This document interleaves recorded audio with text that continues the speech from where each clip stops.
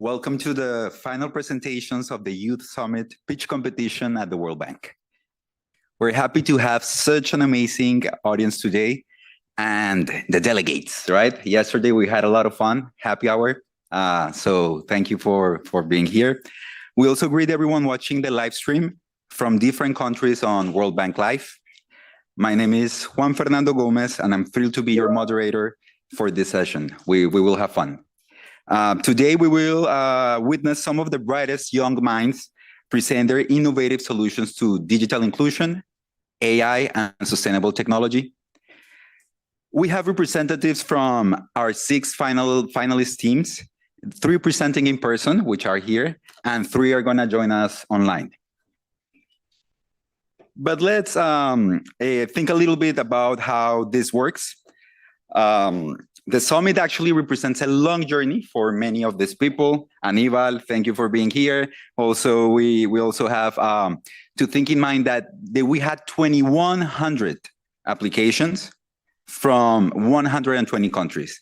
And I don't want to share more. Actually, let's let Shweta Apen, please, pitch competition co-lead, tell us more about the journey.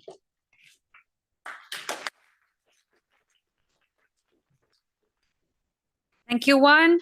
Welcome, everyone, to the 2024 edition of the Youth Summit Pitch Competition. I'm just going to give you a quick brief about the event. The pitch competition is an innovative and action-oriented way for youth aiming to address some of the world's most pressing challenges. The competition provides a global platform for young problem solvers around the world to display their unique, innovative solutions in the form of a pitch. So we had submissions from individuals across various backgrounds and focus areas, and they're particularly interested in around the themes of powering progress, and some of our sub themes were bridging the digital divide, artificial intelligence for good, and sustainable technology. As Swan mentioned, this year our competition received an astounding 2,100 plus proposals from bright minds across 120 countries. And these proposals underwent a rigorous 3-stage review process to determine the cream of the crop, the best of the best, who will be presenting their ideas today. We are so glad to have our 6 finalists to showcase their innovative ideas. So as we gear up for this finale, I'm sure everyone's wondering, what are the incredible prizes awaiting our top team? So the team securing the first, the second, and the audience choice will receive a long-term training and mentorship from the George Washington University Office of Innovation and Entrepreneurship through its esteemed team development program. This mentorship is designed to nurture their innovative ideas and equip them with the skills and knowledge to take their projects to the next level. But that's not all. Our grand prize winner will have the unique opportunity to participate in GW's investor pitch session. So this is where the winning founder will step into the spotlight to pitch their idea before an audience of Washington, D.C.'s finest investors, venture capitalists, and esteemed entrepreneurs. It's a chance to gain invaluable exposure, secure potential investment, and propel their vision towards real-world impact. Now, I'm not going to keep talking and keep you waiting any further. I wish the finalists the very best of luck. Welcome, folks, to the future where creativity and tech intersect to solve global challenges. Over to you, Juan.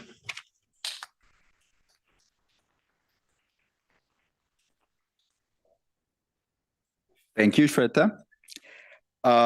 Before we begin, I would like to introduce our esteemed panel of judges who will be evaluating today's pitches.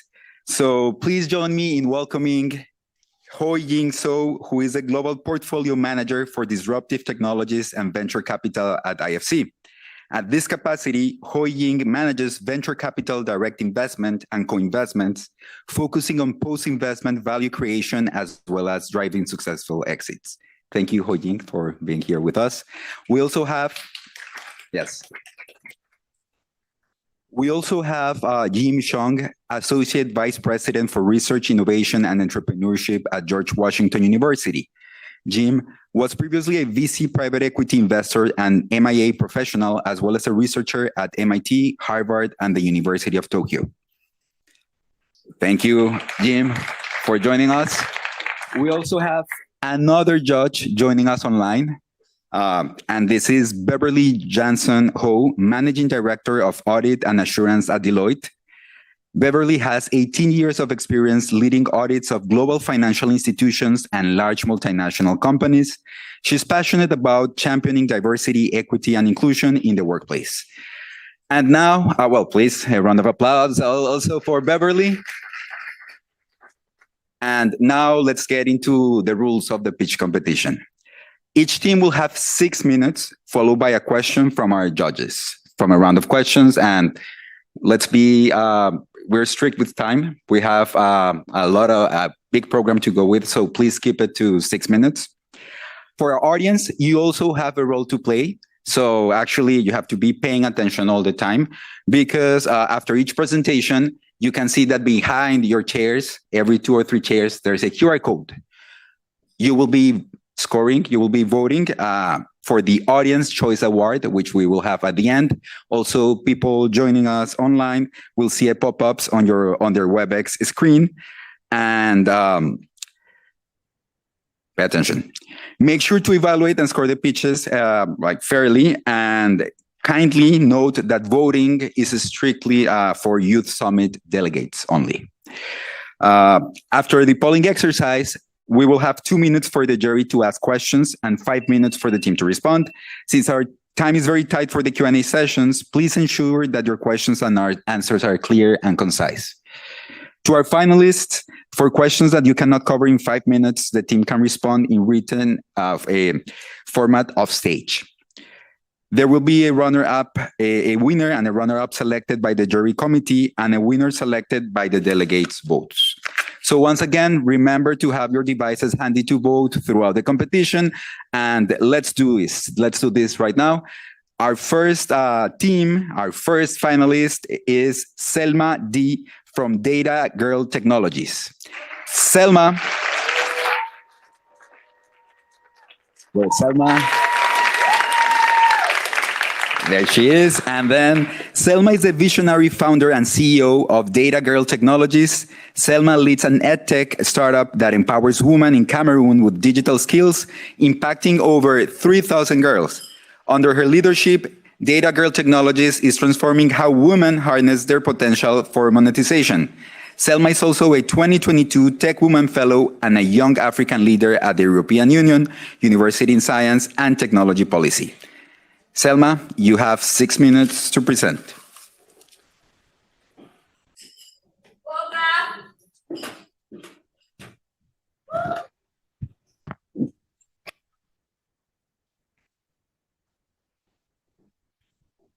Good afternoon, everyone.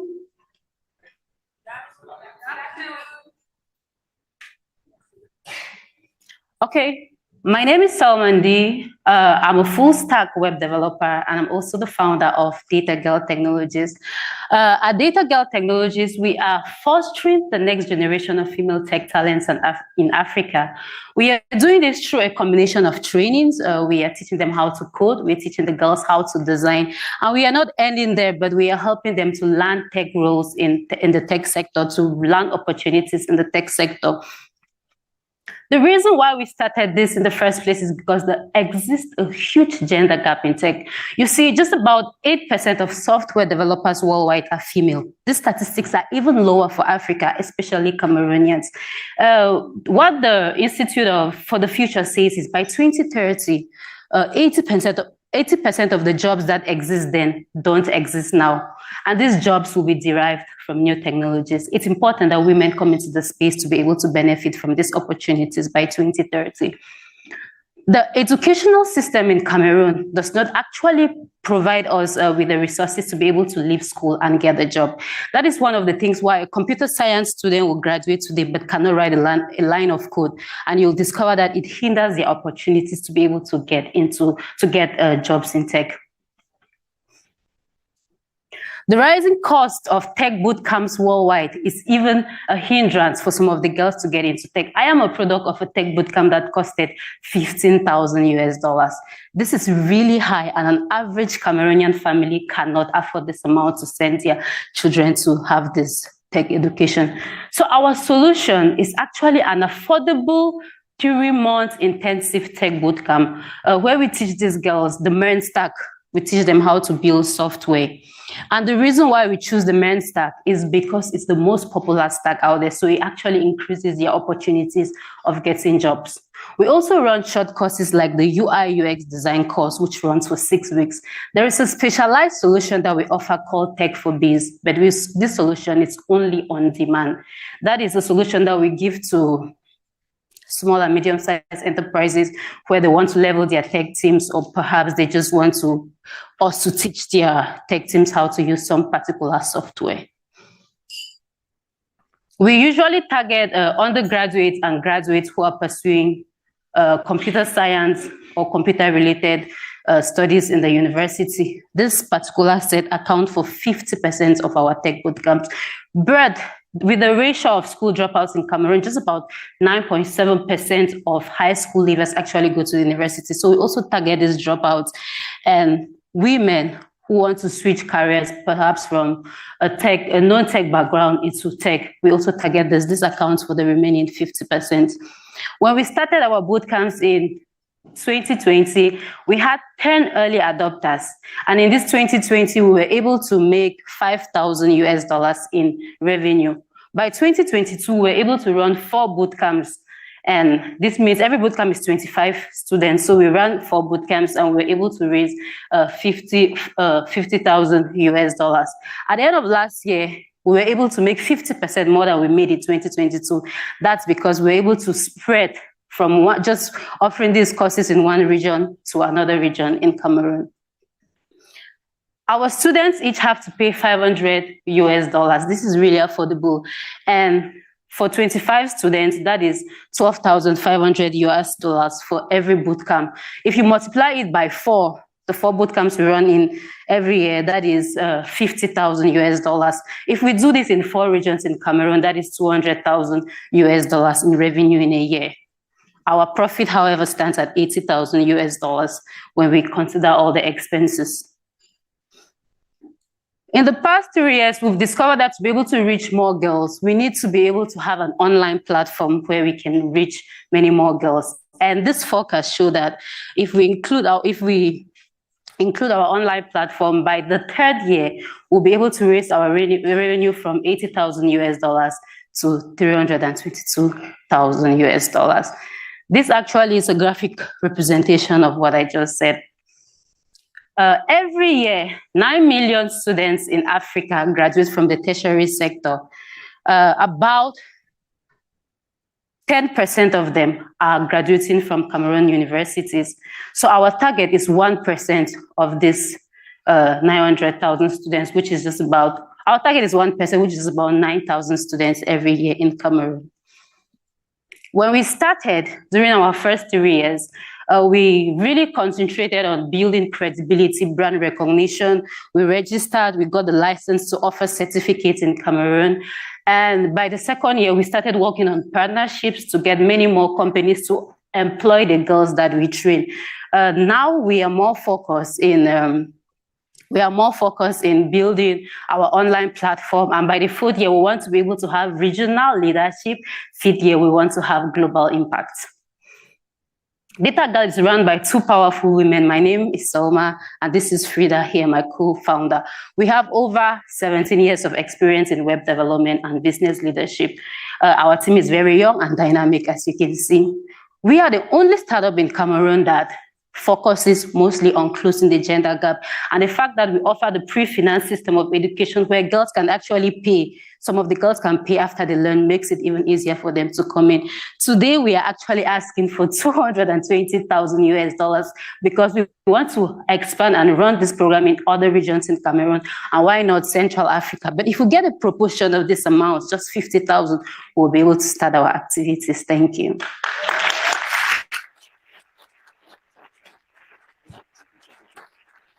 Thank you, Selma. Also, we have Frida here, so congratulations as well. And okay, time to vote. So, audience, please scan the QR code to vote for Data Girls. We're gonna give you 1 minute, and then we will get our judges to ask some questions.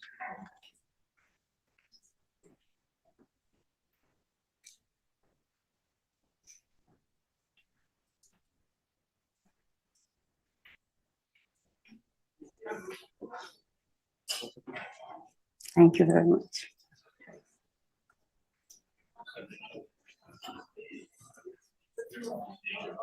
The QR code is now active.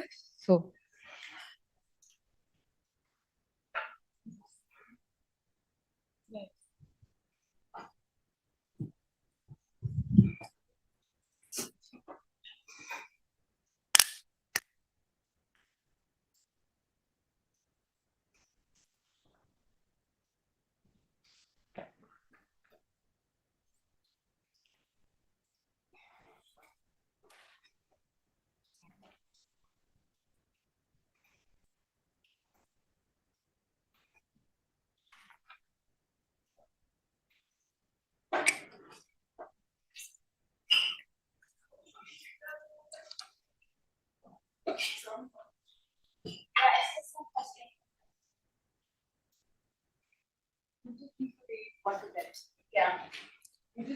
So it's rating 1 to 10. One question.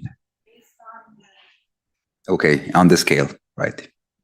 we're gonna stop the code now, so you can't vote anymore. Okay, so let's start with Ho Ying. If you have any questions for Selma, please go ahead. Yes. No, we can't listen. And just to make it clear, we will listen to your question and then to the other two judges, and then you will have, remember, 5 minutes to respond.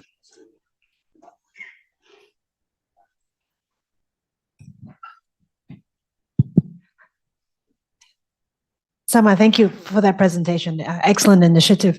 So a few questions on my side. Number one, on the learning outcome side, can you give us some information on what is the completion rate and what are some of the learning outcomes that you're measuring? Number two, my second question would be on job placement. So in terms of the partnership that you articulated, what are some of the job placement outcomes for students that have gone through the boot camp? And then finally, you mentioned the financing and the affordability side of this. Also great that the courses themselves are affordable to many students. How are you addressing any potential affordability gap going forward to increase the number of students that can take part in the boot camps? Thank you.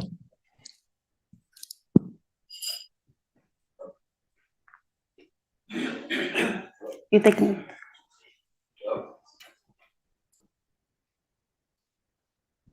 Hello, there we go. So I just want to get one confirmation whether it's a for-profit or non-profit. It sounds like it's a for-profit, right? Okay.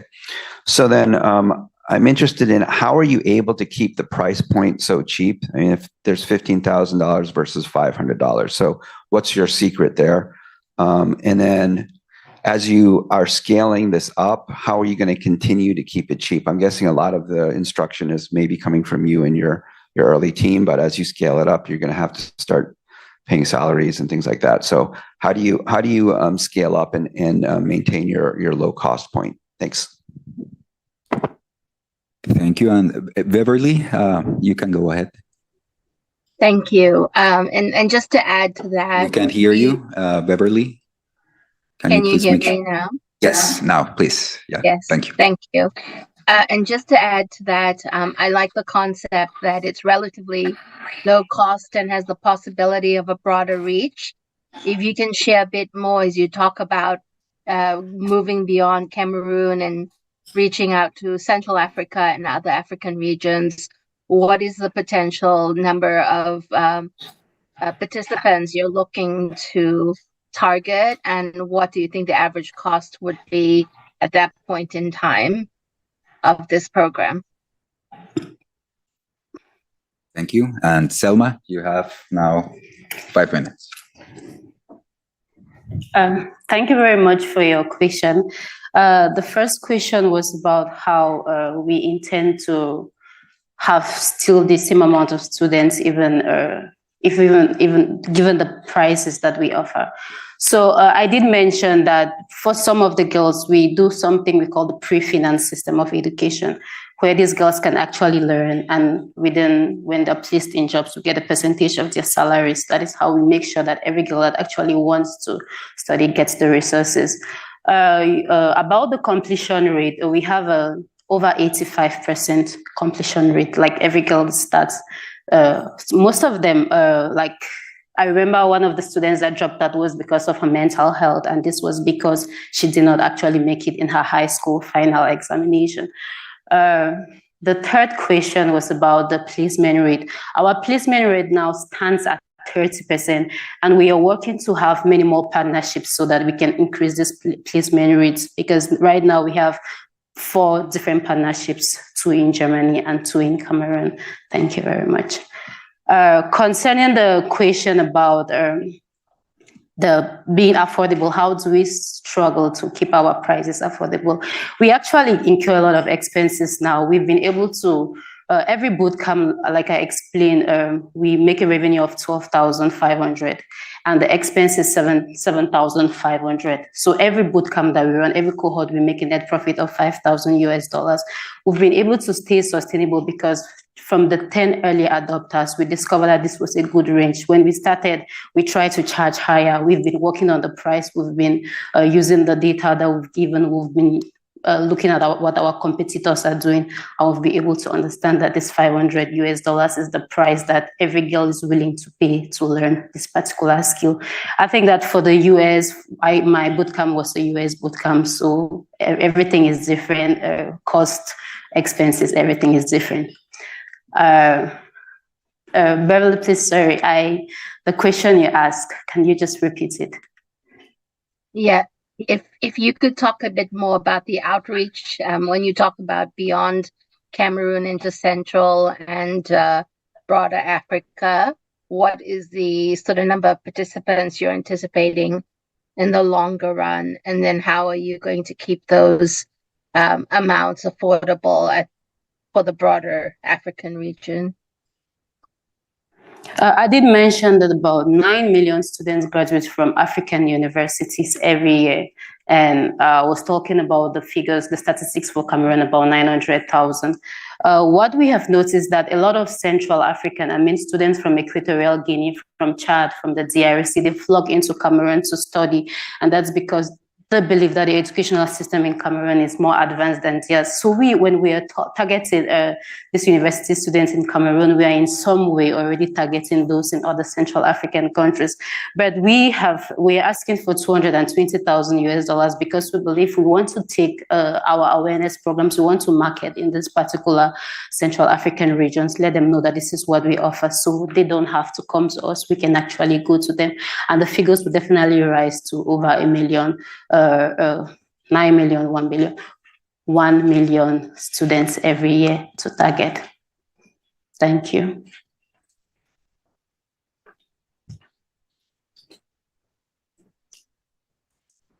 Thank you, Selma.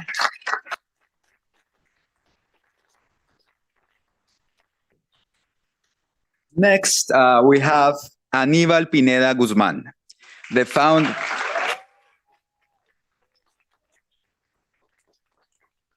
Anibal is a visionary entrepreneur from Mexico dedicated to using emerging technologies for community development across Latin America, collaborating with organizations like Nestlé, AT&T, and the government of Mexico City.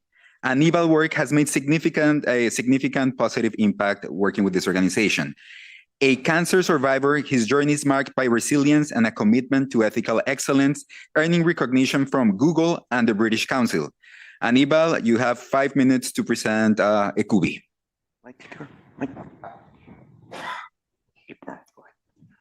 Perfect.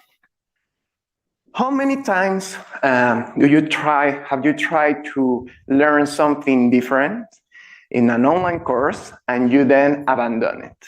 So that is a big problem that most of population have it, because the courses, online courses, promise us to give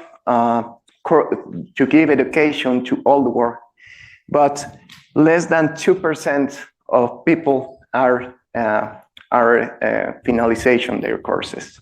So the causes are so many, but mainly is lack of support, lack of motivation, difficulty level, and most of cases not matching needs of the students with the course. But imagine if we can develop an artificial intelligence to understand your behavior and understand how can we learn and improve the best way to learn. So this is ECUBI. ECUBI is an artificial intelligence to understand what is the best way to learn for someone. So for example, if we are a teenager, 21 years old, maybe the best way to learn for that person is playing video games, no? But maybe we have an old person that maybe he's more comfortable using by call or chatbot, etc. But this is very interesting because we can develop one course and the artificial intelligence will give different information to different students. So this is how it works. First of all, we have to understand the channel, because you can learn through a chatbot, through our app, through a web app, or even in a call. This is very interesting, but understanding how you are learning, the artificial intelligence will start to give you the information or the content that is better for you learning path. So this is how it looks, or MVP. And this is how it looks. It's an example of the neural network, and it's our pet ECUBito. And ECUBito will teach you or will give you the different content to improve your path of your learning. And this is a very use case, very interesting, because Amanda, in 2021, Mexican government hired us to develop technology in that community. But when we arrive to that community, some people doesn't know how to read. So how can we teach them to entrepreneur or something like that to people who doesn't know how to read? So the answer is Amanda is getting a call of an artificial intelligence and start to teach her how is the best way to improve or the harvest or their business, something like that. So something very important that I want to show you is it's not about technology, it's about people. And that is the most important, because we could arrive to that community and say like, oh no, it's not possible, they doesn't know how to read. But we prefer, we had three options, is blame the infrastructure of education of the country and doesn't have nothing to do, or maybe is build the infrastructure, or be like water, my friend, as Bruce Lee says. So in that case, we are like water, and we develop this technology to people like them. The completion rate is 50 to 80%. Is very different than less than 3%. And we develop MVPs with AT&T and with Nestle. With Nestle, we are working with farmers in Mexico, but now we are talking about develop this technology to farmers to all Latin America. And with AT&T, we developed technology for artisans of Mexico, and now they have the best technology to sell their products. So that is the implementation, but very interesting thing is we found another implementation 2 years ago. I got cancer, but adversity is the best way to build our will. So in that case, we create a course to help people getting cancer and people who is givers or caring someone or a familiar with cancer. So what is our business model? We're creating your own school, and we are getting, this year, we are going to invoice more than $300,000. And if you don't want your own school or app, we charge only $5 per user if you have more than 1,000 users. So very important, education is the most powerful weapon which you can use to change the world.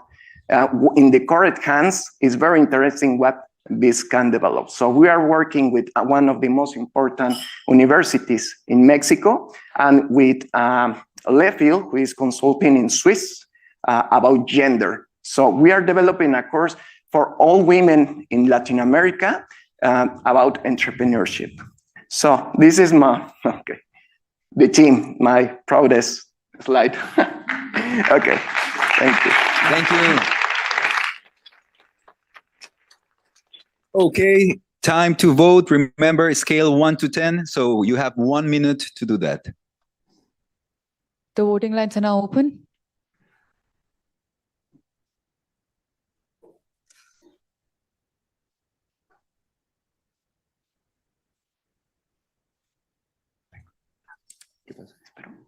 Sí, ya vienen las preguntas. Ya te van a empezar a hacer preguntas.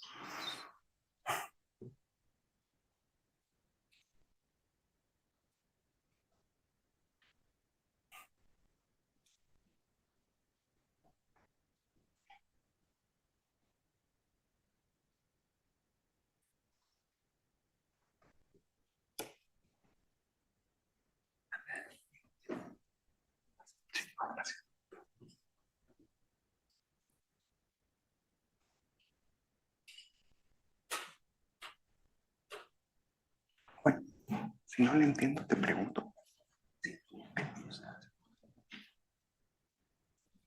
The voting's closed now.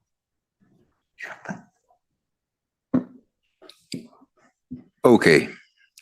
So time for questions from judges, and let's make it a little bit different this time. And let's start with Beverly online, and then we can continue with Ho Ying and Jim. Remember, Anibal, you have 5 minutes to respond after the judges give the questions. Thank you. I do like the little character, and I think that's quite innovative. If you can maybe share a bit more about the cost and the scalability of your program.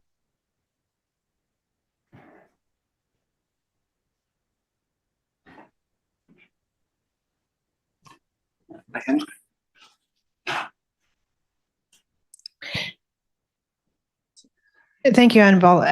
2 questions. One is, can you tell us a little bit about your technology team and how you're developing the solution to make your partners' content adaptable to the different learning methodologies? And then my second question is on the content side. Are you developing your own content in collaboration with your B2B partners, or are you taking content from your clients? Thank you. Okay, thank you. So I really like the idea of being able to customize the content to your audience using AI. But my question is, are you using the AI just for customizing the content delivery on the user side, or are you also using it to help develop the content itself? Because I worry that a content developer, because there's many different modes, now has to understand how to make videos, needs to how to do gamification, et cetera. And then your platform is just kind of like figuring out which to deliver. So I worry about the content developer and what's their role. And I was unclear on your business model. It sounds like you're creating a platform for them and a subscription model, but what are they actually paying for with that platform? Thanks. Can we return to the PowerPoint, please?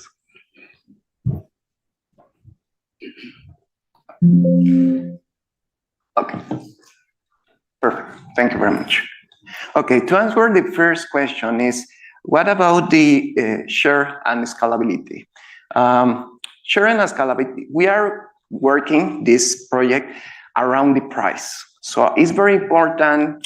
We have the research about the price, what is the best price, and different case of what is our B2B scenario and B2C. So that is an example of the prices that is the best way to us. And in B2B, we get more capital profit than in B2C, but B2C is very important to develop the communities. So that is one. Technology and that is a very interesting question because we're working with this technology. It's called Muse, and we understand how is the brain working when you are studying. So we discover what the best type of brain. When you are learning, you are getting alpha waves. So in that case, we are understanding how you are learning, and if you are getting alpha waves, so you are learning. So with that information, we give it to the artificial intelligence. So what is the cases? For example, artificial intelligence, this technology could be sold even to platforms like Coursera or something like that, because we are developing the technology to understand how the people are learning. And then we are creating content to improve the learning way. But in our case, we are developing everything because we have our app, but it's like prototyping how it's working, the technology, the artificial intelligence. But then our business model is selling the course. I can, as company, I can give you the course, developing the course, the content, and of course, the technology. And if you want your own app, I can make it, but we're working with our app. No? But the principal thing is we can we can get different shapes of how we can sell this technology. About the content, we are working with different universities to create the content, and with different alliances to that, because the content is very, very important, and we develop different kind of content in the same topic. But in a future, if we get the right resources, we can develop our own content with another artificial intelligence, but regenerative, no neural network. So that's all. Thank you very much for your time. Thank you very much, everyone.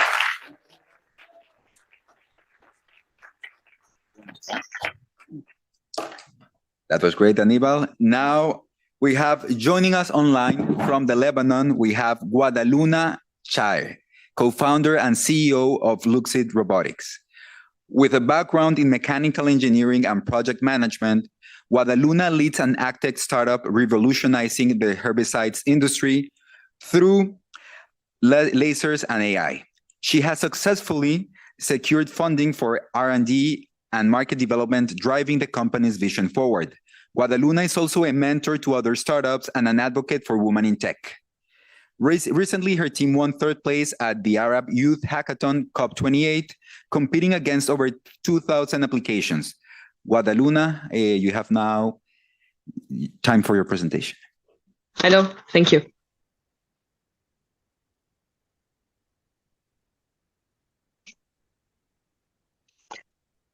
I begin anytime? Yes, we can hear you, and also we can see your presentation. So please go ahead. Okay. $43 billion will be lost if weeds are poorly treated. And that's in US soybeans and cornfields alone. Weeds to crops are like cancer to us. They steal nutrients and water from the crops, the good cells, and there's no way to remove them yet without harming the crops. Even when weeds are well managed, farmers still lose up to 50%, especially on vulnerable crops. They rely on expensive manual labor and on herbicides, which are cancer to us and the environment. But they are cheap and effective, making it hard for farmers to go organic. Imagine on vulnerable crops, farmers in Europe pay this much per hectare per season, and it even goes up for organic farmers. And the number keeps increasing due to shortage. That's why LUXEED is building a towed machine that uses lasers and AI to burn weeds, zero herbicides needed. Organic farms will save money, and traditional farms will improve their profits and crop quality. We will mainly sell the machine, but start with the robot as a service model as we mature the product, starting with middle-sized Dutch farmers who plant onions and carrots two of the most vulnerable crops to weed. The global weed control market for crops is $30 billion, as weeds continue to be a barrier to all of us eating healthy. But this is about to change. The age of smart weeding has come with robots. With so many techniques to choose from, this is how farmers think. Is it precise enough, or will it kill my produce, especially onions and carrots that require a superior precision? Can it work under all soil conditions? But is it fast enough to cover all my land for it to be worth the price tag? Is there a recurring expense? Is it organic? And now we're thinking regenerative. Laser doesn't disrupt the soil, allowing it to store CO2, something EU farmers will be paid for in the future as carbon credits. That's why laser weeding demand is huge now, with Carbon Robotics the first and only commercial laser weeder, selling out since 2021 in the US, a $1.5 million bulky machine not suitable for most EU farmers. LUXEED is well positioned against both competitors to scale across the EU by achieving a light and modular machine, unlike Carbon Robotics, but without compromising effectiveness and precision like Weedbot had to do. It's the AI model at the core of our innovation, where we looked at the detection challenge differently than our competition from the start. After gathering and labeling 5,000 images from Lebanese onion fields, we reached 85% accuracy on our AI model. The same can be replicated for every crop in every country. Our AI enables the laser to have maximum effectiveness and precision, more than Weedbot, while not being power hungry or requiring more weight than the soil and tractors can handle, like Carbon. As for our development stage, we tested the prototype with positive feedback from fresh products in Lebanon. We're upgrading our prototype into an industrial MVP, fine-tuning our design and modular laser unit that can be towed by tractors and by driverless tractors. It is not autonomous. We are two co-founders with an engineering background and complementary business skills. We also have brilliant engineers from diverse fields working with us, with dedicated advisors from Lebanon and Holland who share our vision. After our journey in Lebanon, with the support of many entities, we're now establishing in the Dutch market, and we already gained momentum by locking a pilot customer there and two other farming companies who want to attend the demo. We are emigrating in less than a week from Lebanon to the Netherlands. We just received a grant of 50,000 euros from the EU Open Call Synergist EIC and 350,000 euros loan from LEOF to kickstart our activities. We also identified and unlocked mutually beneficial partnerships there to accelerate product development, notably Stoger Group, aiding us in the execution of the product with their 20 plus years of engineering experience. Later, we aim to partner with driverless tractors so that our two complementary products will be sold together. And we can do that because the specs of our machine are suitable to be pulled by their autonomous products, unlike Carbon Robotics. We will perform our initial farm tests on winter onions this fall in Limburg, Netherlands, then improve the MVP based on farmer feedback to organize demo days next March on spring onions. Of course, we aim to collect more farmer interest from farmers as we work on the innovation itself. The seed round, set to open October 2025, will be used to grow our team to produce the first 5 machines and position our brand on a regional then international stage. We are now, as of now, acquiring interest from investors and VCs. After a few direct sales with our early adopters in the Netherlands, scaling nationally, then regionally, will happen through distributors, resellers, and the channels of our driverless tractor partners. For every country, there are agri-machinery distributors that will handle sales while you strengthen the brand image itself. For example, AgriHandler in Poland expressed deep interest in what we're building in their country. A huge demand for laser weeding the way we're doing it, light and modular. So join us in our journey to make chemical spraying a thing of the past and organic crops accessible to everybody. And thank you.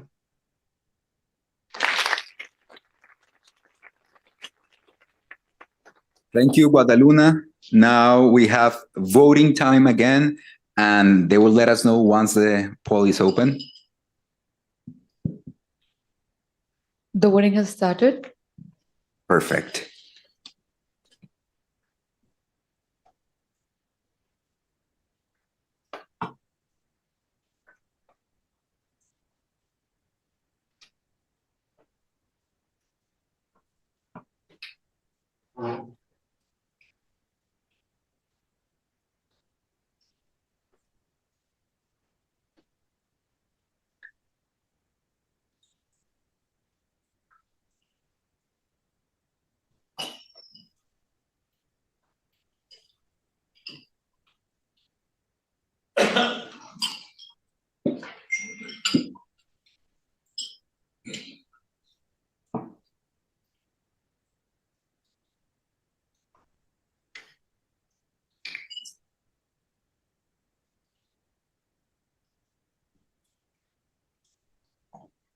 Voting lines are closing now.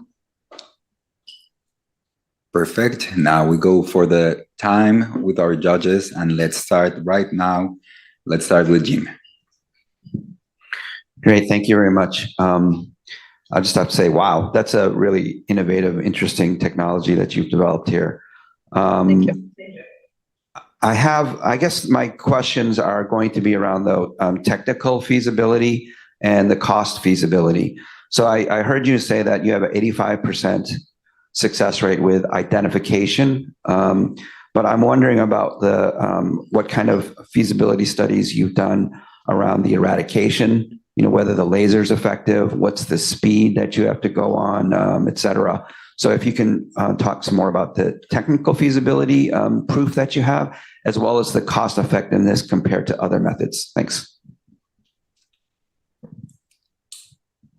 Oyeng. Thank you. And Guadaluna, good to see you again. I think last we met in Dubai at COP. Just adding to Jim's question on the feasibility side, can you help us understand in terms of the types of crop that your solution currently is the most suitable for? And from a cost perspective, why? Thank you. Beverly. Yeah, I that's the same question about the crops that it's most suitable for, given you mentioned your first is to do with the different onions and so forth. So can it be used for other produce that are perhaps less hardy? And then I do like the fact that it's good for the environment.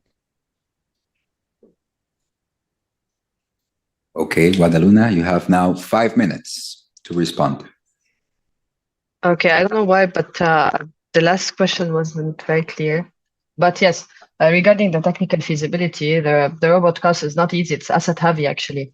We're talking about between 150 and 200,000 euros cost of the machine.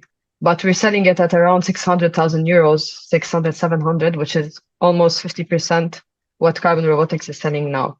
Now, of course, we looked first at what the farmers want. So the speed, expected speed for the average size of land is around 7-8 hectares. So we know we need a 6-meter standard machine with like 20 to 30 lasers. So in our case, what we did with the AI is at least reduce the number of GPUs that we have so that we don't have so many servers. And the laser that we're using is different from Carbon. Now, the lasers, the only laser we were able to test on in Lebanon is the CO2 laser, which is abundantly available, but it's the bulky one. It was necessary for us to test with it first because we know it works, it's been proven. Now, when we go to the Netherlands, we'll have more options like the blue laser and the green laser. This is... One second. Cannot see this. Okay. Yes. Yeah, we weren't able to test the high power blue and green lasers in Lebanon because we cannot get them in. So this is one thing we can do in the Netherlands with the laser R&D. So now with the funding that we have, we're going to spend at least a year and a half de-risking the technology and at the same time getting interest from investors and VCs and farmers as well, of course, to go for the next round and the next round. Now, when it comes to, I hope I answered the question for the feasibility, but of course, our main concern is the laser working with the AI. And with Stogger Group in Netherlands, we will industrialize the product. Now, types of crops, we can go up to 40 crops, but we are mainly focused on a certain crop prioritization that we know are very expensive to weed. So starting with onions, carrots, mainly the vegetables, spinach, lettuce, sugar beets. That gives an idea. That there's also parsley, leeks. Yeah, these are the ones that come to mind now because these are the ones farmers are talking. Please find a solution for them. And it's easy. Once we get the AI working on one crop perfectly well with a laser, then we will replicate for every crop and every country because it doesn't make sense to do that before the R&D is done. I hope I answered the question. If there's anything else, please, because I didn't hear everything well. Okay. Okay, so we still have a little bit of time. I understand, Beverly, if you could please reframe your question that Guadaluna didn't understand correctly. Oh, I think she clarified that with just explaining the types of crops it applied to, so that was helpful. Thank you.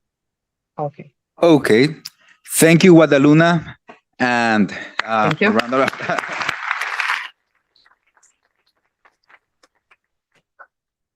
Now our fourth finalist is Benedict Owanga from Owanga. Benedict?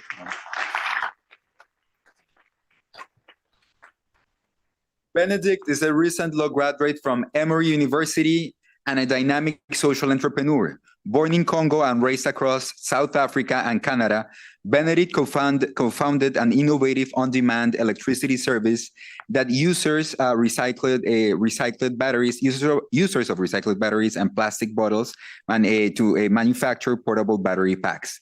These affordable devices provide accessible electricity and are connected to the grid for optimization. Benedict's global vision for renewable energy solutions has positioned him as a leading young changemaker in Africa's energy sector. Benedict, the stage is yours. Thanks, bro. Hi, everyone. My name is Benny, co-founder of Owanga, and we're unlocking Africa's energy potential. Before I dive into the roadmap of Owanga summarized in Foundation, Perspective, Innovation, I have a question for you all. How many of y'all have experienced the lack of electricity? You see, that's a lot. Foundation. I grew up in South Africa and Congo, two amazing countries, but my childhood was not a little different from everyone in this room. You see, I grew up with the lack of electricity. And when I was 8 years old, we lost our house, our dog, and I have a scar from that day to remember. A candle fell over and we lost everything. Perspective. It wasn't until I moved to Canada and America that I realized something. I had access to electricity 24/7. I performed much better in school, and I was even on the varsity rowing team at U Ottawa. Innovation. During my last year of law school, I worked at a place called Pause Between Home. And it was at this time that I lost electricity at training. And it took me 3 weeks just to understand what I was doing on my job. And over 81% of people in Congo still face this problem. They're using unsafe and expensive ways to maintain electricity. The current methods that they're using are dangerous, dirty, undependable. Kerosene is causing 600,000 deaths. Generators are highly pollutive and very expensive, $15 to run. And candles, we already know the story behind that. And the off-grid market opportunity is huge. It's $1 billion market, and it's an ever-growing market. Now meet our solution, the Chisun. It's a portable battery pack that's made with Second Life batteries and plastic bottles, and the swap station will be released later in the year. You can view this as a vending machine for battery packs, allowing us to target more customers in rural communities and make an impact in a faster way. Now, who do we really serve? Meet our customer, Suza. She's currently a salon owner in Kinshasa that suffers from the lack of electricity. That lack of electricity is leading her to closing her shops earlier, losing profits, and sometimes most businesses end up going out of business.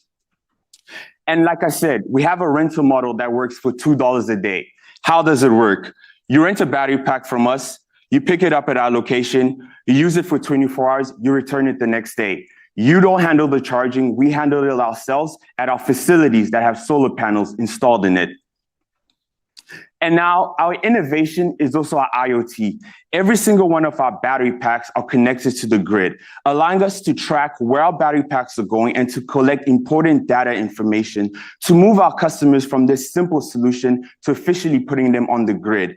And we are also in talks with Orange to officially put satellite internet on our battery packs. So now customers can have electricity and internet, bridging that digital connection that they so desperately need. And innovation is not only our IoT, but it's also how we make our battery packs. Every single one of our battery packs is made with 15 plastic bottles, 42 lithium cells, and one Chisun in its lifetime will reduce 0.21 tons of CO2. And how What does Chisun really power? Here's, as you can see, customers like Madame Souza finally have the ability to keep their shops running longer. But not only that, a lot of young students in Congo can have the ability to study for the exams and hopefully pass. But we don't guarantee that you're going to pass. That's on you.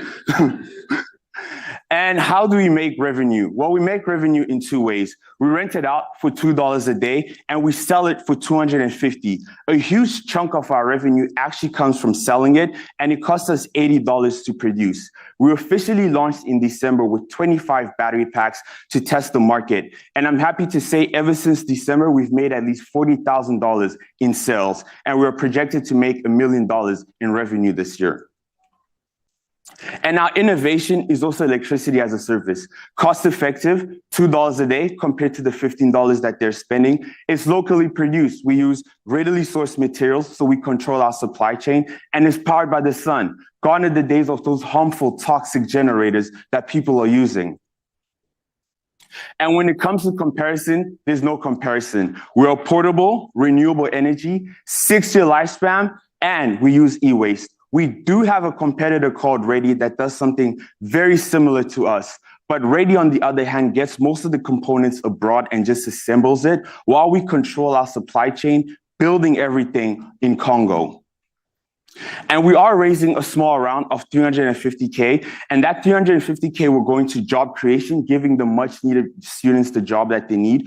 Waste reduction, we will be repurposing at least 126,000 laptop batteries, 45,000 plastic bottles, and carbon footprint mitigation will be reduced by 630 tons.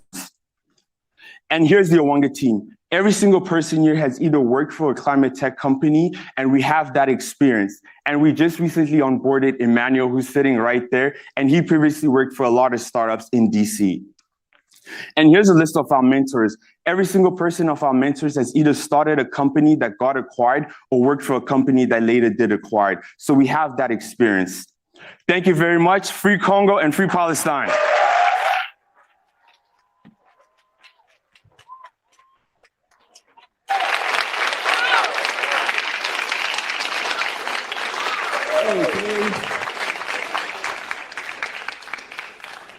You know what happens next, right? So take your cell phone and scan the QR code, and they're gonna let us know once the poll is up. The vote lines are open.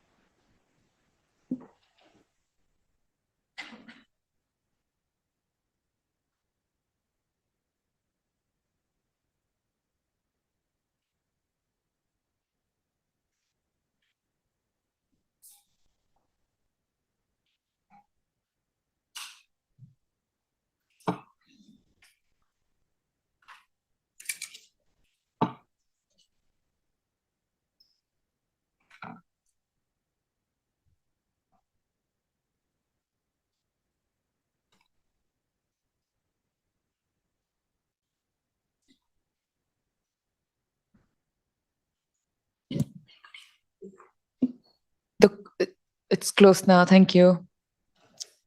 Okay, now time for questions, and let's first begin with people in person, and then we go to Beverly. So, Ho Ying, if you want to begin. Thank you, Benny. That was great. Love the innovation and the battery as a service model. Just two questions on my side. One on the cost. You mentioned the battery costs $80 for production, but what is the total cost, assuming the installation, the solar installation as well for the charging? And then number two, how long do your batteries currently last, given you are taking second life batteries? Thank you. Then Jim. So it seems like you've got, you're trying to create a vertical integration of very different businesses, right? I'm wondering if the collection of the old batteries and the manufacturing and all of that seems like it'd be a very capital intensive, cost intensive kind of approach. I wonder if you've thought about sourcing those batteries, you know, the environmentally friendly batteries in a different way that might increase your margins. But just that seems like a daunting task to do all of those things. And I wonder about the profit margin as well. $2 a day seems more than reasonable. I wonder how much room you have there for that kind of stuff. But I love the concept. Very cool and innovative. Thanks. Thank you. And now we go online. We go, and then we can continue. Beverly. Thank you. You also mentioned about being able to add on other services like Wi-Fi or internet. If you can share a bit more about that model and how you factor that into the feasibility studies of the products or services you're offering. Okay, can I start?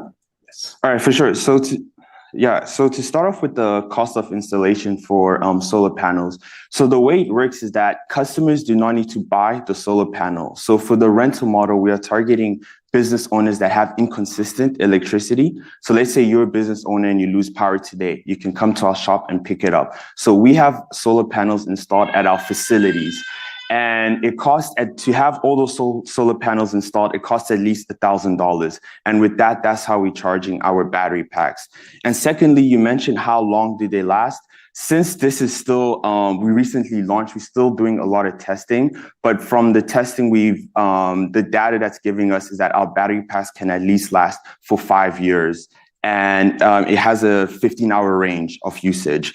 So the second question was in terms of collection.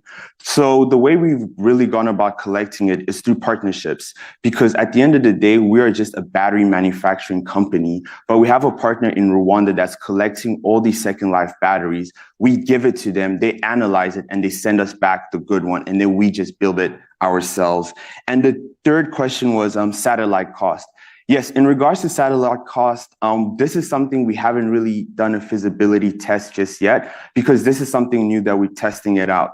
But the way it's going to work is that we might partner up with a company like Starlink or Orange, and they are going to be having customers pay a monthly fee for the satellite, but we are just adding it onto the battery packs. So we are going into communities that they never really thought about. And to go back to the question about profit margins is that we know the $2 a day is going to take us a long time to achieve the profit that we need. That's why we sell it for $250, and we sell it to distributors that already have solar panels. So they package our solution into one and give it to their customers. But the $2 a day allows us to give access to electricity to people that have been forgotten. So thank you. I think that's it. Thank you. Thank you, Ben.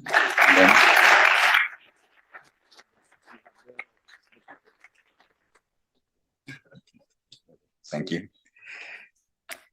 Next. So we're almost done. So keep the energy. I know lunch is coming soon, so that's a good incentive.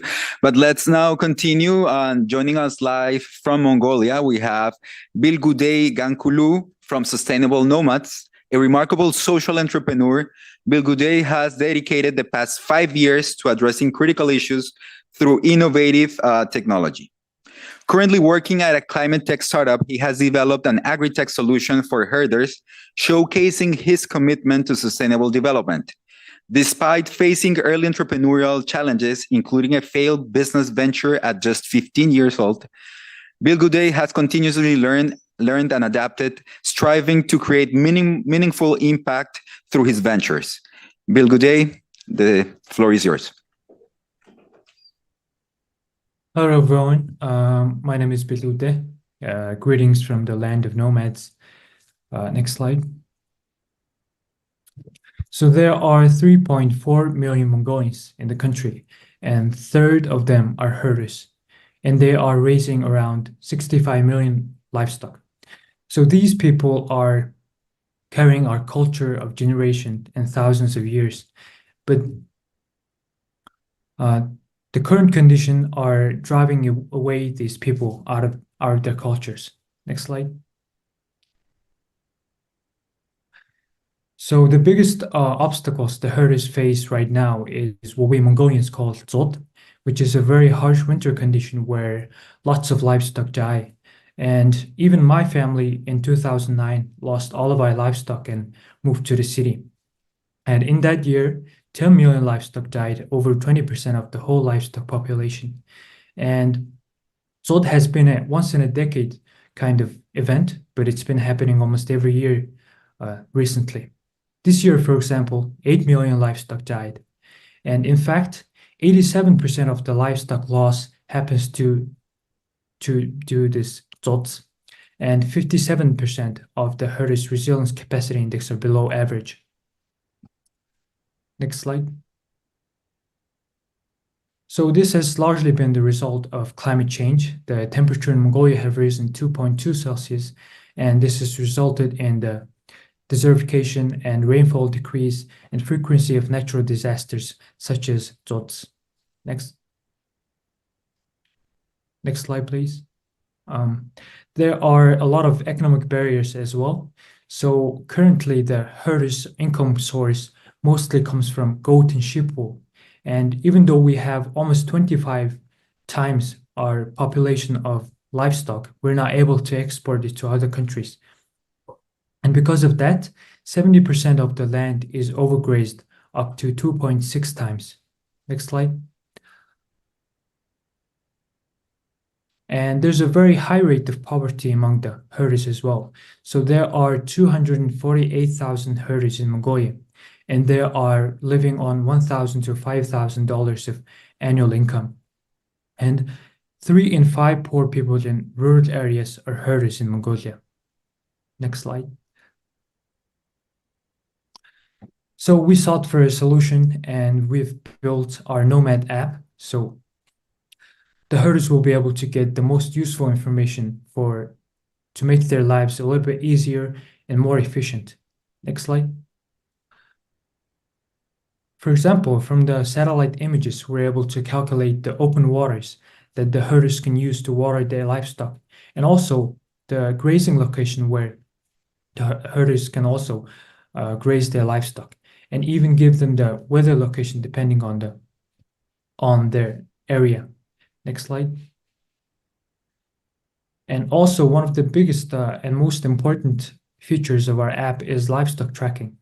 So we attach a collar to the livestock and also give them supporting ear tags to the other animals. And the herders are able to see the livestock location and track their temperature, location, and movement, etc. Next slide. So with all these informations, we're able to give them the most urgent and the much needed notifications, such as the weather warning and the livestock location. And we're even able to calculate the ideal grazing locations. So when herders move to a different area, they'll be able to see the grazing status. Next slide.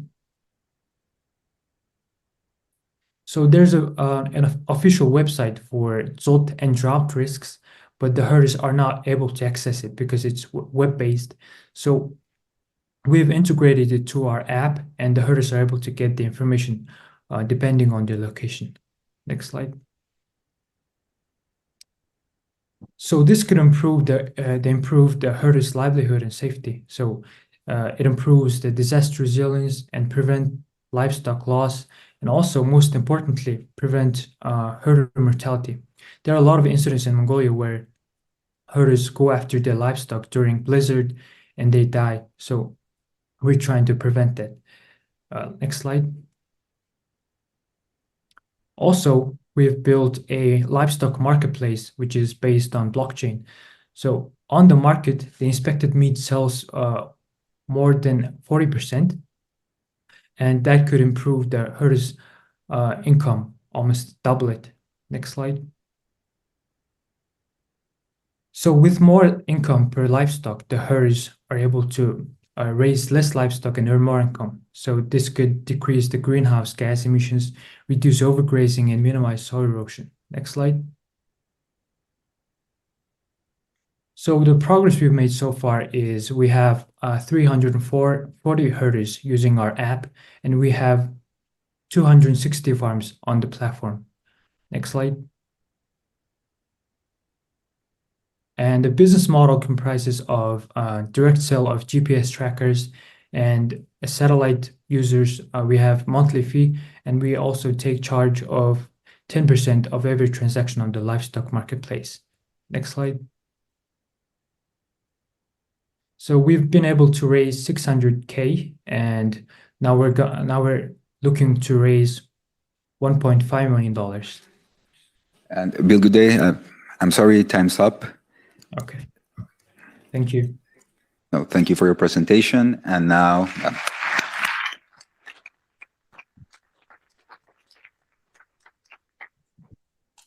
QR code time now. The voting lines are open.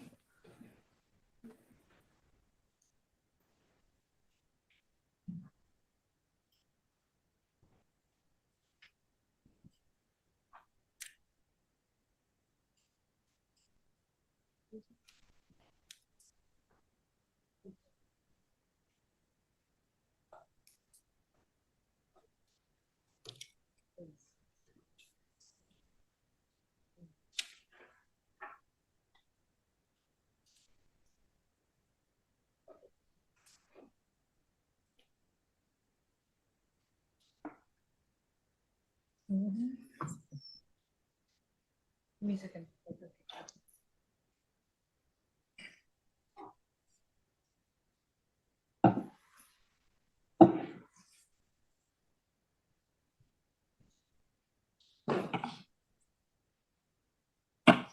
Voting lines are closed.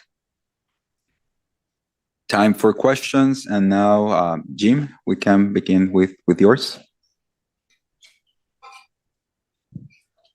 So, great presentation. I have some questions, though, around whether you've thought about the broader applicability, if Mongolia is really the only market for this, or if this could be applied in other areas so that you can expand your impact. I was interested. I think I'm excited that you have people who are actually using it. Looks like there's some good traction there. What are you learning from those uses? Like, what is the feedback that you're getting, and what are the areas for future development with your R&D? Thank you. Oyink. Thank you. Excellent presentation. Couple of questions on my side. One, you mentioned the cost of the solution. Particularly, it stood out to me that the cost of the collar is quite expensive. So from an affordability perspective, love to understand what is the return on investment for your herders, and how do they address the affordability concern? On the marketplace, I love the idea of bringing digital solution to enhance income for and price transparency for their herds. How are you bringing buyers onto the platform to facilitate transactions? Thank you. Beverly. Thanks. I like the potential solution for there's a sustainable nomads, but I do have a question about scalability and beyond the current market. How can you use these solutions? Perfect. Bilgudei, you have 5 minutes to respond. So about the broader applicability, I haven't got to the exact slide of that where I mentioned it. So basically, we're looking to raise around $1.5 million, and most of that will be spent on research and development. And that's because we're looking to expand to other Central Asian countries, and also other hardware products like solar panels, and where lots of herders around the world where they reside in yurts. So that's a market opportunity for us. And what are we learning about our users? So the reason that I started this was because my brother, who's a herder, used to use like a different app in Mongolia, but with a different language. different language, and he's been using it for several years, and he's been complaining about how bad it is. And I wanted to improve that, and we have much more functionality on our app. So including like seeing grazing locations, and so we are getting really positive feedback from the herders, and we've even lived with them for like 10 days and got feedback. So the cost of the collars, because the livestock are herd animals, so there could be only one collar for one herd. So that means for about like 100 animals, only one collar will be necessary. So on the marketplace, so the investment that we got from the 600K was from one of the biggest ride-hailing apps in Mongolia, and most of that buyers are coming from that existing users. And for the scalability, as I said, we're looking to expand into other hardware products like solar panels and accumulators for other nomads around the world. Thank you, Bilgudei. And now, congratulations and a round of applause for him.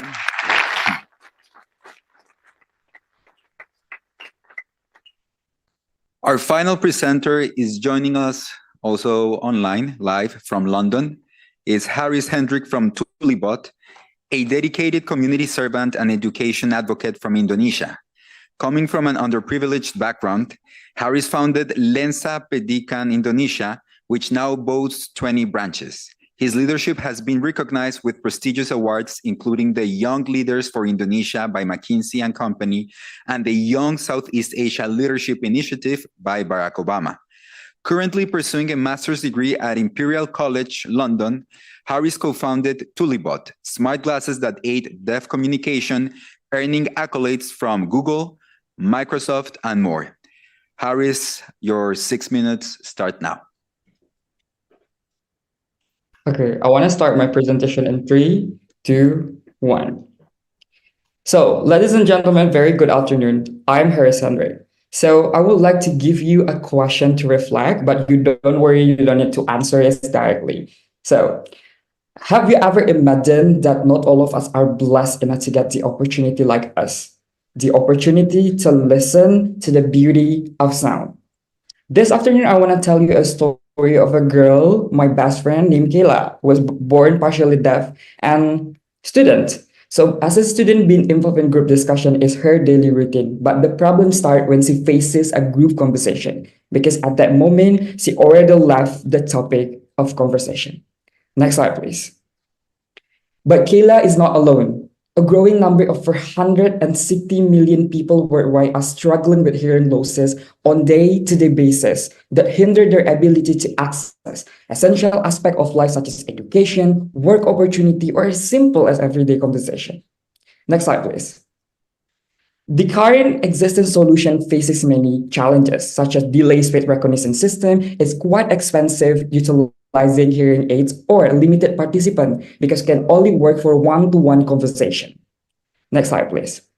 So, ladies and gentlemen, how do we solve this? So, we are proudly to represent to you our solution. Next slide, please.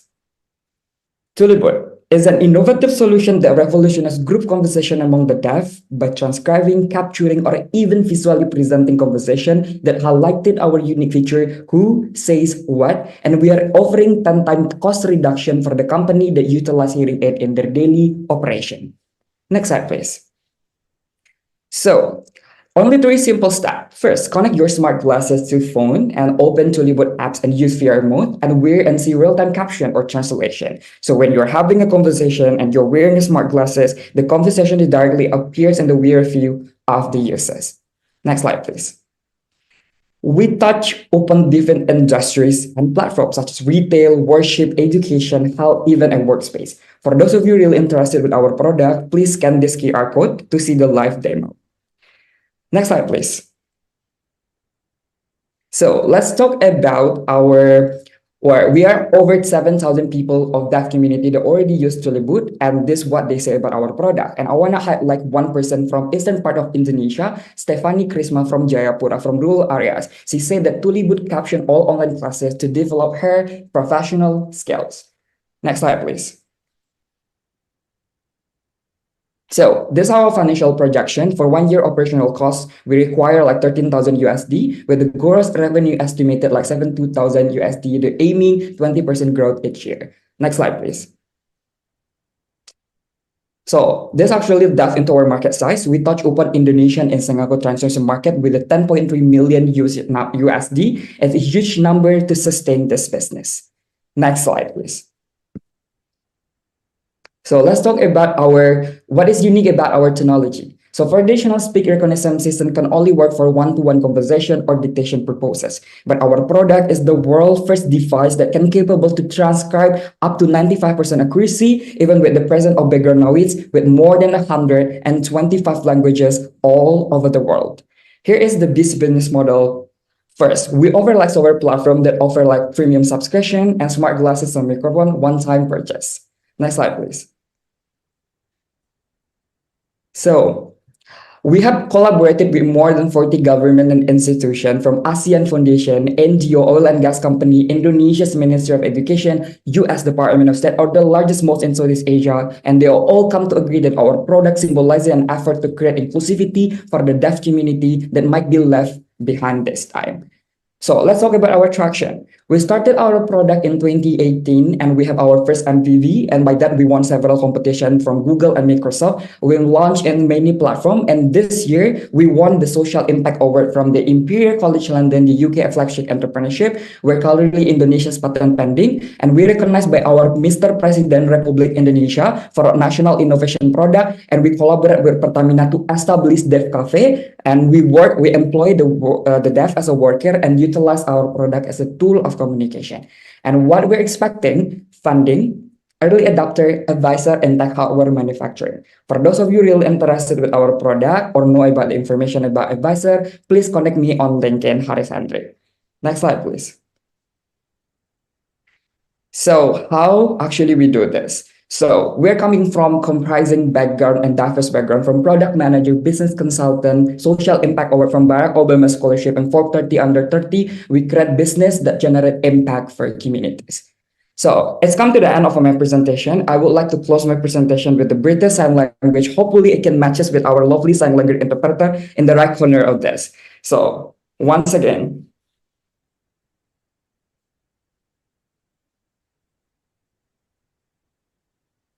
our mission is to dedicate it to empowering inclusive communication among the deaf community, because we firmly believe that inclusivity should not be the end of conversation, but should be the start of it. Thank you very much.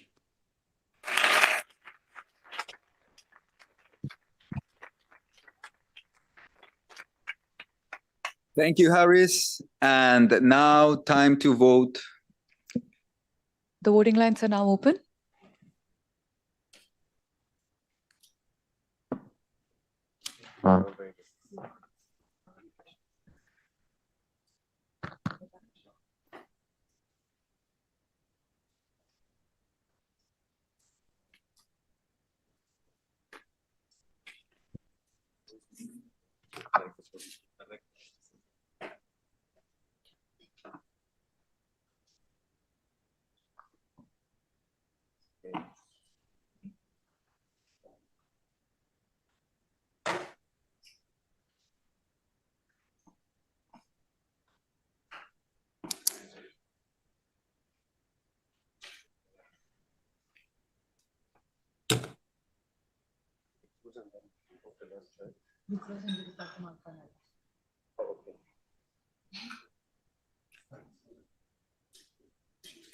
Voting lines are now closed.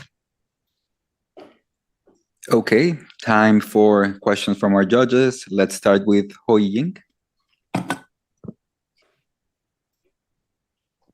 Thank you, Harris, for that presentation. I just have a few clarification questions. I want to understand the product a little bit better. I think you mentioned at the beginning of the presentation that the has a capability, the solution has the capabilities to transcribe multiple conversations. So I just want to understand what is that exact capability on the group conversations? And then second, once the transcription has been completed, does it get saved somewhere, or how long does it stay within the user's eyesight? Thank you. Jim? Yeah, thank you. I guess my questions are around what kind of proprietary technology do you have? You went over that quite quickly. Before coming to GW, I worked with a number of startups that were trying to solve some of the problems technically that you're talking about, and they're difficult problems. Now, I'm imagining that there's been a lot of progress in the last 15 years, so I'm just interested in hearing some more of that, because I think it's an important problem that you're addressing. I just want to understand how feasible it is to solve it. Thanks. Beverly.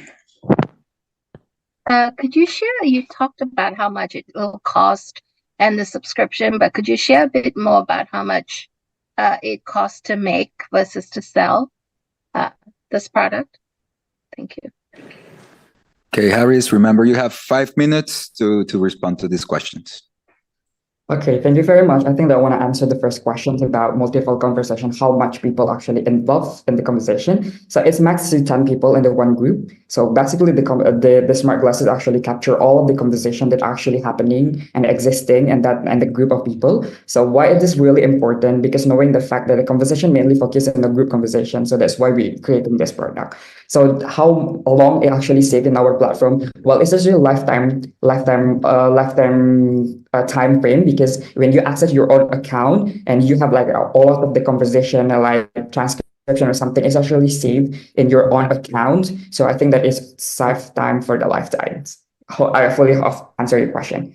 For the technology itself, so we're currently using like AI actually with manufacturing or the lens of the glasses itself. So it's quite feasible actually to create this product to actually provide it to the deaf communities, because it really helps them to understand about what is going on, what your conversation that you were having. And not only the smart glasses, we connected also with the microphone, as I said earlier, such as in this forum like World Bank Youth Summit. So you can like use our product like microphone to capture all of the meetings, especially for the deaf that cannot catch the speakers, what they're saying or something like that. So the microphone is actually capture all of the conversation, is directly send it to our platform. That's actually how our product works. I hope this also answers your question.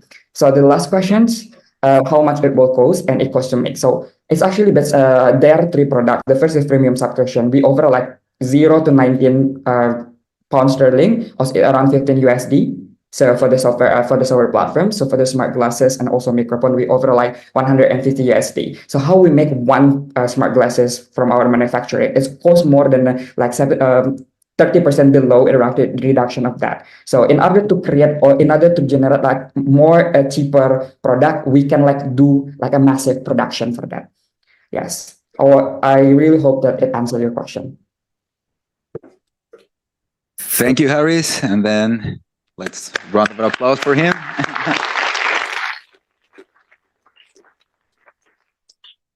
We're getting close to the end of our program, but first now we're going to have some closing remarks from the co-lead of the youth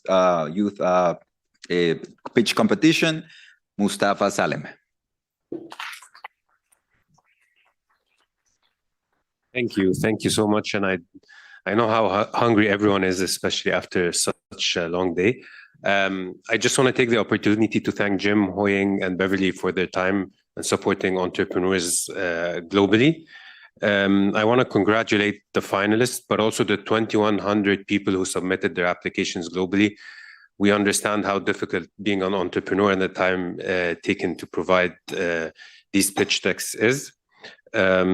Before we jump out to lunch, I'll hand over to Marco and Alice. But as next steps, in the afternoon, we're gonna have the jury deliberations now, and we're gonna announce the winner. So stay tuned for the winner of the pitch competition. Thank you.